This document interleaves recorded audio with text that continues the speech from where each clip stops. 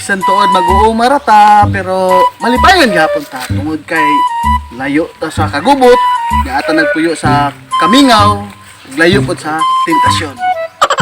Ug labaw sa tanan, ko sa akong pagka mag-uuma. Tungod kay daghan gi pamilya nga natabangan, pinaagi aning akong mga abot bitaw nga gikan sa bukid. Ako usab ipanghinambog ning akong kabaw. Ibig sa gingin-ani ra ni dako kani siya natabang sa ako ah. Uy day, tensa day. Dito ka madulong? Oh sir, ngano man di ay? Aw, ingon ko ba? Padayon lang dito. Ay na to sir, usa na po rin ang plano. Pero bisan unsa pa na magpadayon gihapon ko. Padayon na po. Sama ra man na sa gugma. Isaad siya nga magpadayon, pero pag-abot sa unahan, di naman di ay muuyon. Oh no! Na maging mapanahon nga kita mautro. Maulagi, sukad bitaw nga naotro siya. Wa naman ko niya tagda.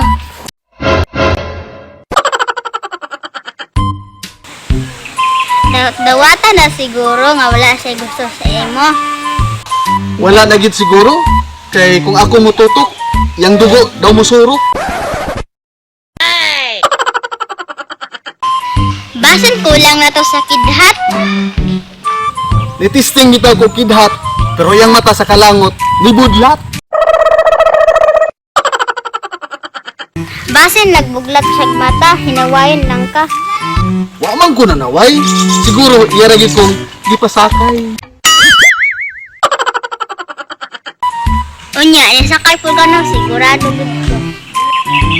Wala man ko ni sakay. Ang akong gingon is say goodbye. Oh no! Ayay, gibiyaan na gyud di ay imong gugma. Di lang gid ka akong gugma ang gibiyaan, pati ikaw akong biyaan. Kaya ako mulakaw, kay matugway na ko sa akong kabaw.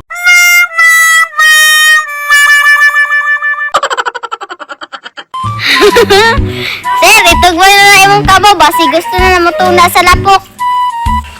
Akong gibuhat ang tanan para siya mahatagan. Ako mag-uuma nga nagkalapok, pero siya sa akong kwarta, grabe kaayo mo tilok.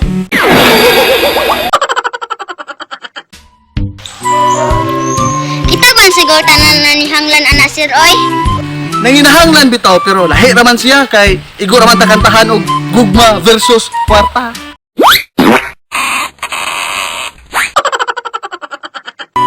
Wala may nakita nako nga dautan. Anang kantaha. Wala bitaw, pero ana ka problema, anang kantaha, kay dili ako ang bida.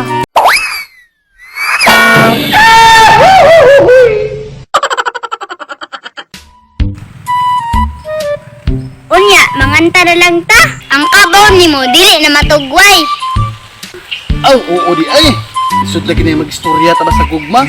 Kay makalimtan ang tanan, kini atong gugmang biniyaan. Agto na sir oy, basi makasugat pa ka para sa imong ha. Mao lagi, mato na ko basig ako makabundol. Sa ang gugmang di na maputol.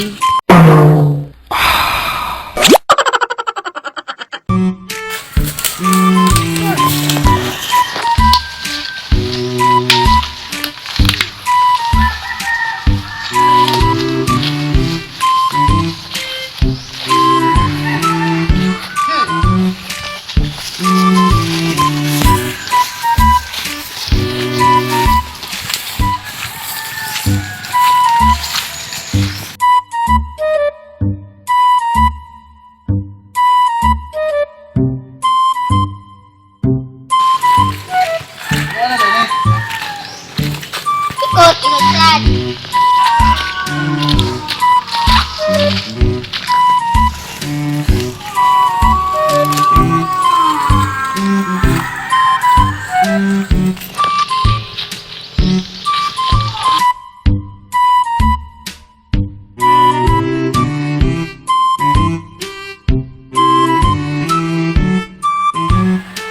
Sir, ay sa, nakoy pangutana. Kung papiliun ka, sa kabaw o sa gugma?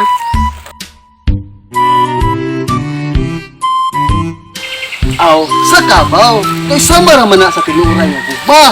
Bisan pa og daghan pay mga gwapahon. mula araw hanggang maghapon, ikaw ra gyud akong darohon.